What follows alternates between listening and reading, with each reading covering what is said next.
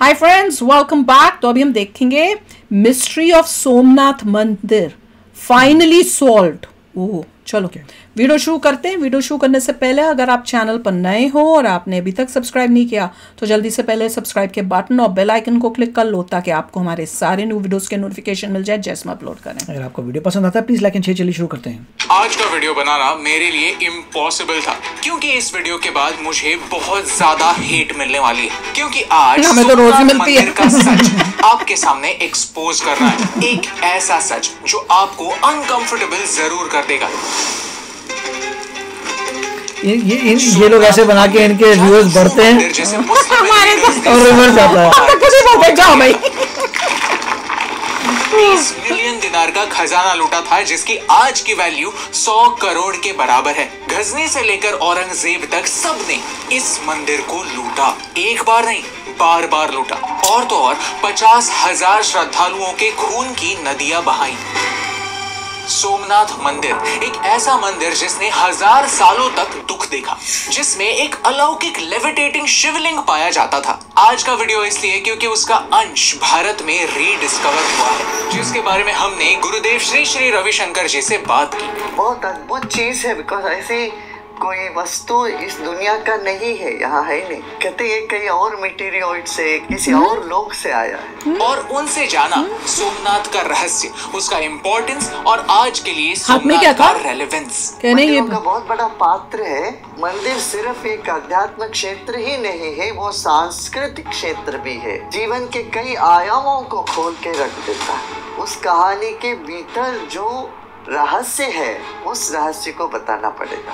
हम भारत के ancient knowledge को कहानियों के थ्रू जिंदा रखना चाहते हैं। इंडियन नॉलेज को यूजलेस कहकर पॉपुलर होने वाले बहुत हैं, लेकिन हम उनमें से एक नहीं है। हम आपको हमारे संस्कृति से जोड़ना चाहते हैं, और वो भी कुछ इस तरह से जिससे सोमनाथ मंदिर की जो दशा हुई वैसे भारत के किसी भी मंदिर की ना हो। अगर आप हमें इस मिशन में सपोर्ट करना चाहते हैं तो प्लीज उस सब्सक्राइब बटन पर क्लिक कर दीजिए। इससे हमारे इतिहास को जिंदा रखने में हमारी हेल्प होती है। डोनेट करते हैं क्या मंदिरों को? नहीं, I don't think so. Okay, तो शुरुआत करते हैं। सोमनाथ क्या है? सोमनाथ एक ज्योतिर्लिंग है, और वो भी भारत के 12 ज्योतिर्लिंगों में से सबसे इम्पोर्टेंट ज्योतिर्लिंग माना जाता है। ज्योतिर्लिंग इतने इम्पोर्टेंट क्यों? देखिए, ज्योतिर्लिंग माने जो तरंगों से जिसका रूप बना है वो ज्योति है। माने वो उसके पास बैठ के या उसका स्मरण करते हुए हम अपने भीतर जो ज्योति है, आत्म ज्योति, अपना ज्योति को पहचानने के लिए, आत्म ज्योति को जानने के लिए। और इससे 12 ज्योतिर्लिंग तो हम जानते हैं भारत भर में है।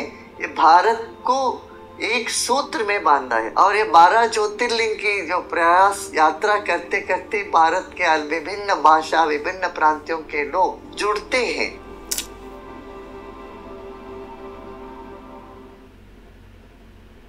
इस मंदिर की कहानी सतयुग तक पीछे जाती है। चंद्रदेव यानी सोमराज को एक श्राप मिला था कि तुम्हारी कांति धीरे धीरे क्षय हो जाएगी। धीरे धीरे चंद्रदेव का रूप फीका पड़ने लगेगा। तब उन्हें ब्रह्मदेव ने कहा कि प्रभास तीर्थ जाओ और शिव की आराधना करो। रात दिन महामृत्युंजय मंत्र का जाप करने के बाद भगवान शिव प्रकट हुए, और भगवान शिव ने उन्हें आशीर्वाद दिया कि वो कभी भी पूरी तरह से नष्ट नहीं होंगे। उनका उजाला हर दिन कम ही होगा और फिर हर दिन बढ़ेगा। जिस प्रभात पर सोमराज ने भगवान शिव की आराधना की थी, वहाँ एक ज्योतिर्लिंग बना जिसे सोमनाथ कहते हैं। उसमें ऐसे अगर आप ऊपर अपने ऐसे साथ हैं और इस कहानी है। को आगे सुनना चाहते हैं तो नीचे कमेंट्स में एक बार हर हर महादेव लिख दीजिए। इस सोमनाथ ने अलग अलग युगों में अलग अलग रूप लिए। जैसे सतयुग में सोमनाथ सोने का हुआ करता था, फिर त्रेता युग में लंकापति रावण ने इसे चांदी से बनवाया,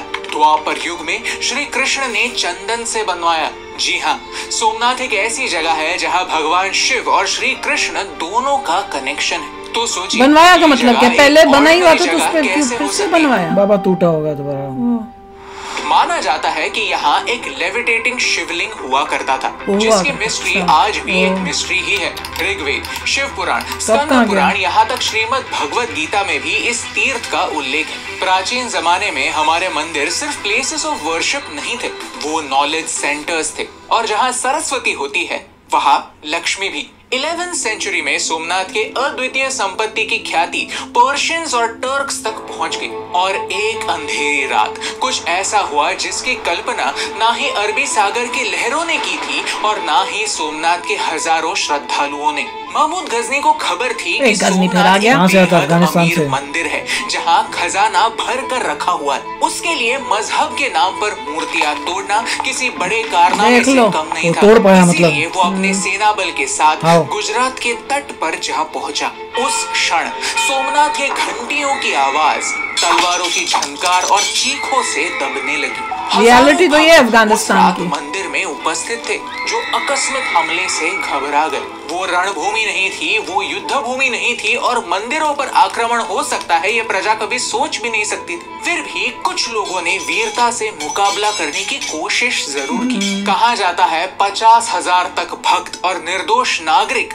उस एक रात मारे गए। ये नंबर कितना सच है पता नहीं, लेकिन ये सच है कि उस रात गजनी ने 20 मिलियन दिनार जितनी वेल्थ सोमनाथ से चुराई। अगर आज के युग में देखा जाए तो ये चुराया हुआ खजाना 100 करोड़ से भी ज्यादा वैल्यू का होगा। जब अंग्रेज आए तो अंग्रेज भी इस वेल्थ को ढूंढने लगे, लेकिन वो भी इसे रिकवर नहीं कर पाए। लेकिन इतना ही नहीं, गजनी ने मंदिर की दीवारों को तोड़कर उन पत्थरों को मस्जिद में कन्वर्ट किया ताकि जब भी कोई मस्जिद जाए तो अपने पैरों के तले मंदिर को रोंद कर आगे बढ़े। You see, टर्क्स और पर्शियंस इसे एज अ विक्ट्री देखते हैं, लेकिन क्या भारतीयों के लिए भी ये विक्ट्री थी? जी नहीं। शायद चंद्रदेव को जो श्राप मिला था वही सोमनाथ मंदिर को भी मिला कि धीरे धीरे सोमनाथ मंदिर का भी तेज लुप्त हो जाएगा। शस्त्र संरक्षित राष्ट्रीय शास्त्र चर्चा विधीयते। जहाँ तक वहाँ सिक्योरिटी मजबूत है, शूरवीर होते हैं,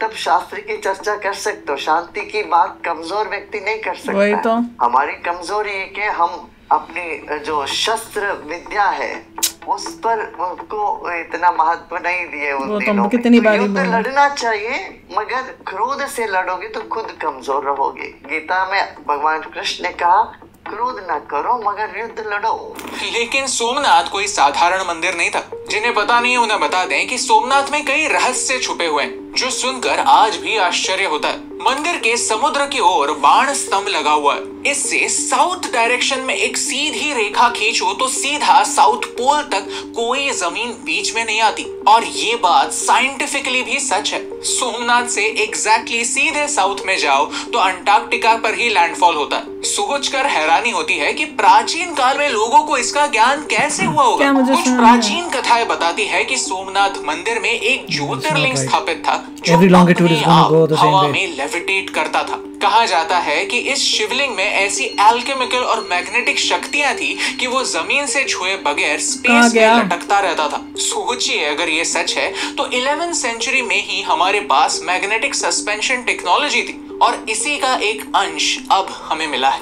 हम सब जानते हैं मोहम्मद गजनी ने आके उसको तोड़ दिया। जब तोड़ दिया तो उन टुकड़ों को वहां जो अग्निहोत्री दक्षिण में आए हुए थे वो उसको लेके चले गए थे। फिर उन्होंने उसको पिंडी बना के अपने घर में रखे रहे। और 100 साल पहले उन्होंने उस वक्त के जो शंकराचार्य महाराज थे उनसे पूछा तो उन्होंने कहा अभी 100 साल तक तुम इसको बाहर नहीं लेके आना, भारत स्वतंत्र हो जाएगा, उसके बाद राम मंदिर बन जाएगा, उसके बाद तुम बाहर लेके आना। तो अभी 100 साल पूरा हो गया तो उन्होंने अभी जो हमारे विजयेंद्र सरस्वती शंकराचार्य जी महाराज थे उनसे मिले। फिर जाके 100 साल हो गए तो उन्होंने कहा जैसे बड़े गुरु जी का आदेश है वैसे। फिर उन्होंने कहा ऐसे बेंगलुरु में ऐसे संत है और उनके पास जाके दे दे। ये वही बोले जो हमारे पास देखो ये तो गोल ही है। गोल है क्या? ओ इसमें जो मैग्नेटिक फोर्स है वो देखने लायक है। मैग्नेट बहुत अद्भुत चीज है। बिकॉज ऐसी कोई वस्तु इस दुनिया का नहीं है, यहाँ है नहीं। कहते ये कहीं और मटेरियल से किसी और लोक से आया है। भाई ये मुझे जरूर बताना। ये जो दो इन्होंने स्टोन्स लिए हुए थे जिसमें वो दिखा रहे थे मैग्नेटिक प्रॉपर्टी है, तो ये वही उसी शिवलिंग का बोल रहे हैं कि जो उसने तोड़ दिया, जो मतलब उठा हुआ था ग्राउंड से, उस शिवलिंग को जब गजनी ने आके क्या तोड़ा था, और उसके ये टुकड़े हैं, पर अगर ये टुकड़े हैं तो मैं तो देख रही हूँ दे आर टोटली राउंड शिवलिंग की तरह ही। तो अगर तोड़े हो तो टुकड़े तो टुकड़ों की तरह होने चाहिए, राउंड कैसे हुआ मुझे तो वो नहीं समझ में। इसलिए मेरे को पक्का नहीं है कि क्या वो कह रहे हैं कि ये वही शिवलिंग के जो किया था उसके हैं कि ये वो, क्योंकि वो बड़ी फैसिनेटिंग सी स्टोरीज सुनने को मिल रही है जो मुझे तो पता ही नहीं है और ना मेरे को इसका कोई आइडिया था। पर देख लो कि इतना मतलब उस मंदिर के ऊपर अटैक्स पे अटैक्स हुए हैं, लोग इतने लालची घटिया आए कि एक प्लेस ऑफ वर्शिप में आकर उन्होंने उसको नष्ट करना, फिर वहां से लालच से भरे हुए कि वहां का हम खजाना लेके जाएं, ऐसी ऐसी हरकतें की हुई हैं। और कहाँ से आया ये हर बारी बताते हैं समझाने के लिए लोगों को कि भाई रिमेंबर द हिस्ट्री कि क्या हुआ था। इसलिए और अभी के सिचुएशन में भी देख लो, अफगानिस्तान कोई वो उसमें वो चेंज थोड़ी कोई आया है, तालिबान भी उसी तरह का सोच का है भाई को ना, उन्होंने किसी भी रिलीजन को वहाँ पे रहने नहीं दिया। वहाँ से हमारे सिख लोग जो थे वो भी वहाँ से आ गए। तो वो सिचुएशन अभी भी इतने सालों के बाद भी वहाँ के लोगों की सोच और वो जो है, देखिए इतने करोड़ों वीडियोस बन गए मगर लोगों को समझ नहीं आया कि बाहर से जो लोग आए थे उन्होंने डैमेज ज़्यादा किया था। बिल्कुल। और जब भी आप उस कंट्री के लोगों को देखते हो बोलते हो कितने अच्छे लोग हैं, हिस्ट्री में क्या किया था, यू जस्ट फॉरगॉट। एंड अच्छे वो तब तक हैं जब तक उनको फायदा हो रहा है, उनका भला हो रहा है, दे आर फाइंडिंग कि उनको यूज हो रहा है, फिर देखो क्या होता है वो उसके बाद फिर वो होगा। क्योंकि कई बार अब कमेंट्स में भी पता चलता है कि कई ऐसे जो अफगानिस्तान के यूट्यूबर्स हैं वो हिंदू रिलीजन के बारे में वीडियोस बनाते हैं इंडिया की, पर जब हिंदू रिलीजन के बारे में होता है या कोई ऐसी बात आती है जो उनके रिलीजन से कॉन्फ्लिक्ट करती है तो they get anti Hindus also. और ऐसा भी सुनने को आया कि उन्होंने वीडियोस भी डिलीट कर दी क्योंकि जब बैकलैश आया इंडिया से, इंडियन से, हिंदू से, तो व्यूज के लिए वो काम कर रहे हैं तो उन्होंने वो वीडियोस डिलीट कर दी कि भैया इससे कहीं अभी पंगा ना हो जाए। तो अंदर से कई बार आपको उनकी असलियत वो लोग इसलिए करें क्योंकि वो कमजोर हैं और कमजोर इंसान ऐसे ही ऐड करता है और उनको अभी जरूरत है इंडिया की, तो वो भी सोचना चाहिए। मैं कह रही हूँ ठीक है दोस्ती रखनी है तो रखो, पर इतनी अंधाधुंध ना करो कि बाद में अपने को झटका लगे कि भैया हमने तो किया। बांग्लादेश का एग्जाम्पल दिख ही रहा है ना अभी आज की सिचुएशन में, तो उसकी वार्निंग देते हैं, फिर लोग उसको गलत सेंस में ले लेते हैं। ये कह रहे हैं मुझे बैकलैश आएगा, भैया हमें इतना बैकलैश आता है, हमें कौन सी इनके बैकलैश से इनके सबसे बढ़ते हैं, हमारा ऑपोजिट जाता है। हम तो लोगों को कहते हैं भाई तू छोड़ के चला जा, पाकिस्तानी चैनल ही देख ले, क्योंकि तेको फील गुड वीडियोस देखनी है जिसमें इंडिया की वाहवाही हो रही हो, तो उसके लिए तो पाकिस्तानी चैनल भर भर के आए हुए हैं। हम तो सच बताने की कोशिश करते हैं, हमारा तो एम ये है कि भैया हमारे देश के लोग इंटेलिजेंट बने। इसका बैकलैश सही बैकलैश नहीं, हमारा बैकलैश असली बैकलैश हमारा तो असली होता है भैया। अभी रिसेंट वीडियो में ही देख लो, कल की एक वीडियो है उसमें देख लो क्या बैकलैश आ रहा है, ऐसा बैकलैश आ रहा है जिसमें हमने ये सिर्फ बोला सबको अपना ब्रो बोलते हैं। हाँ ब्रो, मोदी जी को जिनको जी बोलते हैं उसको ब्रो बोल दो भैया। वो भैया एक स्लैंग है, वे ऑफ स्पीकिंग है। मैं तो सुन सुन के हैरान होती हूँ यार। आप और एज अ सो कॉल्ड आप बोलते हो कि आप स्टूडेंट्स को पढ़ा रहे हो, तो क्या एग्जाम्पल सेट कर रहे हो आपको? बल्कि आप कोई नॉर्मल यूट्यूबर नहीं हो, अल्लू छल्लू यूट्यूबर जो कुछ भी वीडियो बनाने के लिए आ जाते हैं पैसों के लिए।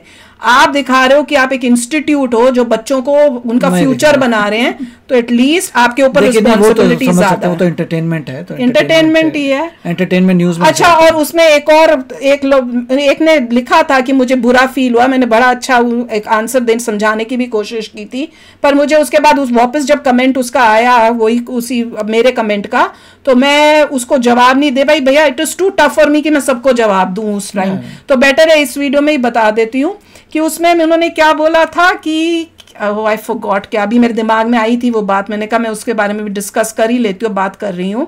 What did he say? I mean देखो, there no hard feelings, we are all, हम लोग एज अ फैमिली हैं, तो मेरे लिए कोई हार्ड फीलिंग तो मैं तब उन लोगों के कमेंट्स अगर हैं जो करते हैं मैं उनको कहती हूँ छोड़ के चले जाओ, जब वो पर्सनली ऐसी बातें करते हैं जब बोलते हैं कि आप अमेरिकन हो, आप तो इंडियन नहीं हो, आप अमेरिकन। यस हम अमेरिकन हैं, पर ये बोल के हर्ट कराने की फीलिंग अगर आप करोगे मुझे, हाँ मैं हर्ट होती हूँ क्योंकि I am also Indian, I came from India, I am Indian American, और मुझे किसी को वो प्रूव करने की जरूरत नहीं है। Yes I am an American और हमें यही सिखाया गया कि जिस देश के हो, जिस देश का तुमने ओथ लिया उस देश के बन के रहो। हम पाकिस्तानी नहीं है कि बाबा उनके पैसों के लिए कहीं पे भी रॉन्ग को भी राइट बोल दें, राइट को भी रॉन्ग बोल दें।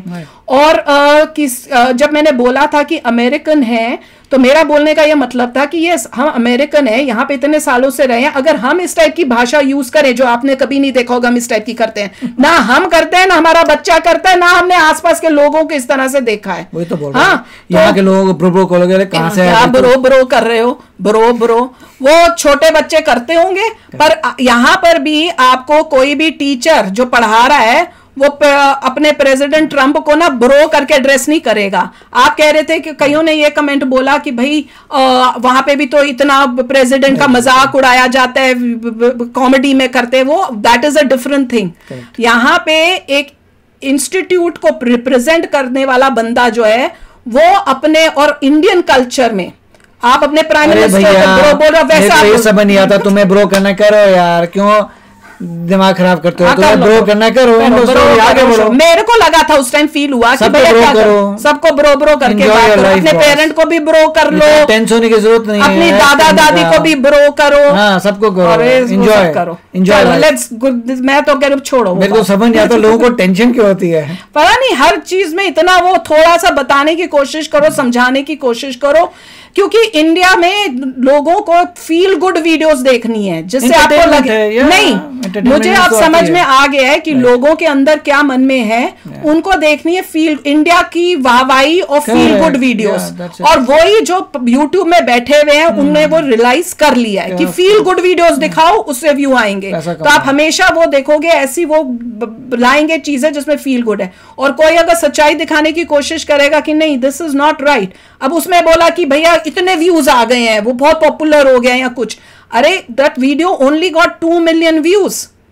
आप मोदी जी के चैनल में भी देखोगे मेरे ख्याल से 1 मिलियन कितनी है, और 2 मिलियन व्यूज उस बंदे की खुद की वीडियो में आए हैं, तो भाई कितना की व्यूज कितनी पॉपुलेशन है यूएसए की, चेक कर लेना। हाँ, और उसमें से अगर सारे भी आप बोलो 2 million, not a big number, और उसमें से कई उसके बाद आए होंगे जब ट्रंप ने ट्वीट किया होगा, तो ये भी आपको सोचने की जरूरत है। और दूसरी बात, अगर आप इंडियन किसी से पूछोगे आपकी भैया यूएसए का प्रेसिडेंट कौन है, बताओ कितने लोग, किसी इंडिया में जाके इंडियन से पूछो कि भैया यूएसए का प्रेसिडेंट कौन है, बताओ बहुत लोगों को पता होगा कि कौन है। अब आप वही क्वेश्चन अगर यूएसए में आके किसी से पूछोगे ना कि भैया इंडिया का प्राइम मिनिस्टर कौन है, आई डोंट थिंक किसी को पता होगा। So this is the difference. इसलिए उस पॉइंट ऑफ व्यू से हमने बोला था कि ये वीडियो जो है, ये जो मोदी जी के, ये कोई इतने अमेरिकन ने नहीं देखी होगी एज कंपेयर टू जितना इंडियंस जो है वो देख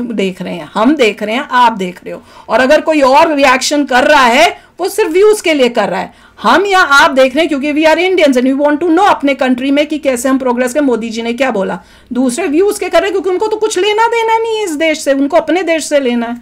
तो ये बातें समझाने की कोशिश करते हैं पर लोगों को, कईयों को नहीं समझ में आता, वो उसको रॉन्ग सेंस में ले लेते हैं। पर एनीवे, कहां से कहां पहुंच गए, क्योंकि इन्होंने कहा था ना भैया हमारे पास बैकलैश होगा, तो मुझे याद आ गया कि हमारे को कोई बैकलैश कम होता है। तो चलो यार, आप भी शेयर करना अपने थॉट्स। चलते हैं, मिलेंगे नेक्स्ट वीडियो में बहुत ही जल्द। Till then take care and bye bye. तो अगर आप मेरे इस चैनल पे नए हो तो जल्दी से सब्सक्राइब के बटन को हिट करो और बेल आइकन को क्लिक करो ताकि आपको मेरा जब नया वीडियो मैं लगाऊं आपको उसके बारे में जल्दी से पता चल जाए।